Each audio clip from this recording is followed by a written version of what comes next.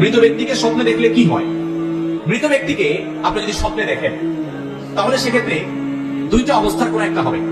আপনি হয়তো আপনার মৃত ব্যক্তি নিকটাত্মীয় বাবা মা বা কাছের কেউকে দেখেছেন, দেখার পর আপনার মধ্যে অস্থিরতা কাজ করছে, তিনি কষ্টে আছেন এমনটি বোঝা যাচ্ছে। ধরুন তিনি খুব ক্ষীণকায়, খুব চিকনা, ক্ষুধার্ত, কষ্ট পাচ্ছেন, আপনার কাছে কিছু চাচ্ছেন বা এমন কিছু যেটা দেখে আপনার মানসিক অস্থিরতা বেড়ে গেছে, আপনি মনে করছেন তিনি বোধহয় কষ্টে আছেন। তাহলে আপনি তার পক্ষ থেকে প্রথমত আল্লাহর কাছে মাফ চাইবেন, ইস্তেগফার করবেন, চোখের পানি ফেলে আল্লাহর কাছে দোয়া করবেন, আল্লাহ আপনাকে মাফ করেন। দ্বিতীয়ত, আল্লাহ যতটুকু তৌফিক দিয়েছেন দান সাদাকা করবেন তার তরফ থেকে। মৃত ব্যক্তির জন্য আরো যা যা করা যায়, উমরা করা, হজ করা, দান দক্ষিণা করা, যতটুকু তৌফিকে আছে ততটুকু তার পক্ষ থেকে করবেন। সবচেয়ে বেশি করবেন দোয়া।